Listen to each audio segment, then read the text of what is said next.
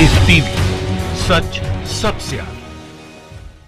दोस्तों, मैं अब्बास हफीज हूं। पिछले 8-10 दिन से भारतीय मीडिया आपको व्यस्त रखा हुआ था विकास दुबे में। सुबह से लेकर रात तक विकास दुबे के नाम पर टीआरपी का खेल खेला जा रहा था, लेकिन इस बीच में बड़ी बड़ी खबरों को दबा दिया गया था या छुपा दिया गया था। जैसे कि भारत चीन सीमा विवाद पूरी तरह से गायब हो गया पूरी की पूरी मीडिया से, लेकिन साथ के साथ एक बहुत ही बड़ी खबर दबा दी गई, जो धमाका नेपाल ने एक बार फिर किया है। नेपाल ने, आपको जान के हैरानी होगी कि इन पिछले कुछ दिनों में भारतीय मीडिया चैनल्स को बैन कर दिया है। अब भारत के मीडिया चैनल्स को नेपाल में ब्रॉडकास्ट नहीं किया जाएगा, क्योंकि नेपाल का कहना है कि प्रोपेगेंडा फैलाते हैं ये चैनल्स।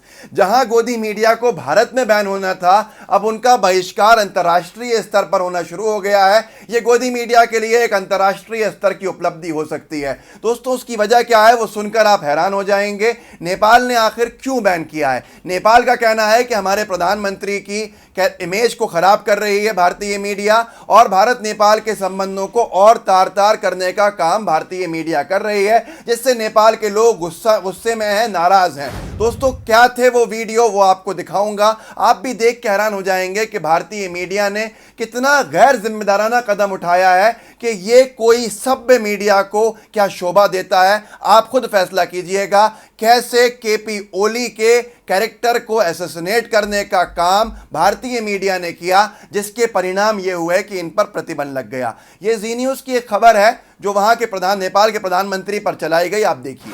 वैसे मेरे पास आपके लिए सत्ता में मजबूती से बने रहने का एक बड़ा प्लान है। मैं आपकी हर बात मानने को तैयार हूँ। क्या हम इस मीटिंग को थोड़ा आगे तक बढ़ा सकते हैं? डिनर साथ में करें तो? हाँ, दरअसल मैं भी आपके साथ कुछ वक्त बिताना चाहती हूँ, जिससे आपको समझने और जानने का मौका मिले। इस दौरान हम आपकी सत्ता पर पकड़ को लेकर भी बात कर पाएंगे। मिस्टर ओली, मुझे लगता है अब सही वक्त है आपको दुनिया में अपने वजूद को दिखाने का। भारत से की जानी चाहिए। भारत से कैसे? वहाँ हमारे अच्छे संबंध रहे हैं। दोस्तों, देखा आपने किस तरह से एक अभद्र तरीके से नेपाल के प्रधानमंत्री का जो कैरेक्टर है, चरित्र हनन करने का काम भारतीय मीडिया ने किया। क्या ये सही था? इसके ऊपर लेखकों ने भी लिखा है, वकीलों ने भी कहा है, समाज सेवियों ने भी कहा है कि इससे ओछी हरकत कभी नहीं हो सकती थी। जितने भी चैनल्स खोले जाते हैं बात करने के, मामले सुलझाने के, भारतीय मीडिया उन सब पर पानी फेरने के लिए काफ़ी है, सिर्फ भारतीय मीडिया के टीआरपी के खेल के लिए। एक नेपाल के लेखक हैं कनकमणि दीक्षित, बड़े मशहूर लेखक हैं। कनकमणि दीक्षित ने ट्वीट किया है, अंग्रेजी में ट्वीट किया है, जिसका अनुवाद है कि कनकमणि दीक्षित ने पूरे विवाद पर जो ट्वीट किया है उसका आपको अनुवाद सुना देता हूँ। भारत के कुछ मीडिया घराने डिप्लोमेसी को पटरी से उतार रहे हैं और मनगढ़ंत कहानी चला रहे हैं। ये पूरे भारत के और नेपाल के संबंधों के लिए अच्छा नहीं है। ये कनकमणि त्रिपाठी का कहना है, क्योंकि भारतीय मीडिया ने मनगढ़ंत कहानी नेपाल के पीएम और चीन की एम्बेसडर के जो हनी ट्रैप को रचा, जो पूरी की पूरी एक पटकथा रची, जिससे कि नेपाल में बहुत गुस्सा है। मैंने आपको दिखाया था कि किस तरह का वीडियो है, और वो बहुत अशोभनीय है। कोई भी गुस्सा करेगा। हमारे प्रधानमंत्री नरेंद्र मोदी जी के ऊपर भी अगर कोई इस तरह का वीडियो कोई दूसरा देश बनाएगा, तो हम भले ही उनसे विचारधारा में मेल नहीं खाते हों, हम वैचारिक मतभेद रखते हों, लेकिन फिर भी हम उसका विरोध करेंगे। और यही नेपाल में भी हुआ कि नेपाल के पूर्व उप प्रधानमंत्री, जो पहले जो एक्स डिप्टी प्राइम मिनिस्टर हैं, जिनका नाम है कमल थापा, जो धुर विरोधी हैं नेपाल के प्रधानमंत्री केपी शर्मा ओली के, उन्होंने भी कहा है कि हमारे बहुत सारे डिफरेंसेस हैं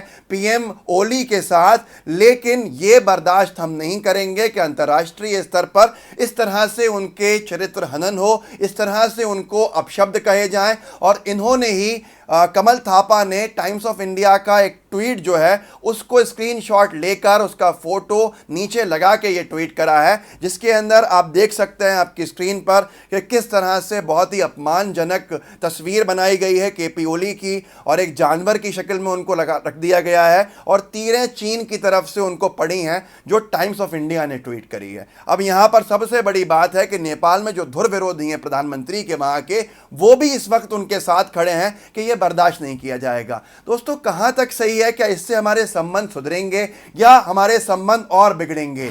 एक चीन की राजदूत जो महिला है उसके बारे में अपमानजनक बातें करना क्या भारतीय मीडिया को शोभा देता है? उसका चरित्र हनन करना, कैरेक्टर असैसिनेट करना, ये कितना सही है? क्या हम इतने गिर जाएंगे अपने टीआरपी के खेल में या मोदी जी की इमेज को सुधारने के लिए कि हम किसी महिला राजदूत के कैरेक्टर को असैसिनेट कर देंगे, उसके ऊपर भद्दे भद्दे कमेंट्स करेंगे, उसके ऊपर भद्दी भद्दी स्टोरी चलाएंगे? ये कई चैनल्स ने किया, जिसके बाद नेपाल ने यह फैसला लिया और बल्कि नेपाल के अधिकारियों का कहना है कि प्रधानमंत्री ओली ने खुद उसको संज्ञान में लेकर इस तरह से निर्देश दिए हैं कि अब नेपाल में कोई भी नहीं दिखाएगा भारतीय मीडिया चैनल्स, टाइम्स नाउ हो, रिपब्लिक टीवी हो, एबीपी हो, यहाँ तक के जी न्यूज़ के साथ न्यूज़ 18 और एनडीटीवी भी इनके साथ इनकी भेंट चढ़ गया, क्योंकि वो कहते हैं ना कि चावलों के साथ घुन भी पिस जाते हैं। ऐसे ही एनडीटीवी का भी बहिष्कार हो गया,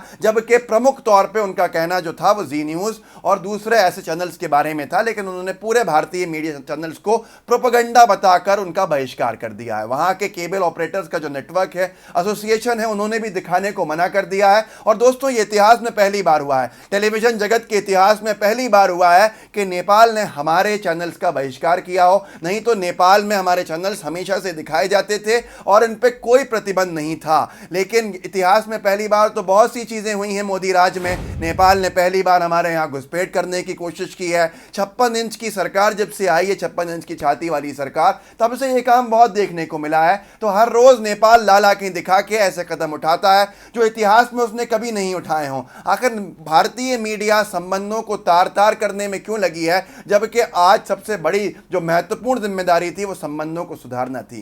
दोस्तों, आपके सामने है कि क्यों बहिष्कार किया गया, और इनका बहिष्कार सबसे पहले भारत में होना चाहिए था। हैरत इस बात की है कि अंतर्राष्ट्रीय स्तर पर गोदी मीडिया अब एक्सपोज हो रही है और अंतर्राष्ट्रीय स्तर पर इन पर प्रतिबंध लग रहा है। गोदी मीडिया अपने लिए इसको एक अवार्ड समझ सकती है, बैज ऑफ ऑनर समझ सकती है, लेकिन गोदी मीडिया कहीं ना कहीं जिम्मेदार है भारत के और नेपाल के संबंध तार तार करने में। दोस्तों, इस वीडियो को आगे शेयर कीजिएगा, हमारे चैनल लाइव टीवी को सब्सक्राइब कीजिए, इसका बेल आइकन दबाइए जो घंटी दिख रही है, ताकि हमारे कोई भी वीडियो आप मिस नहीं करें। जय हिंद, जय भारत। लाइव टीवी, सच सबसे आगे।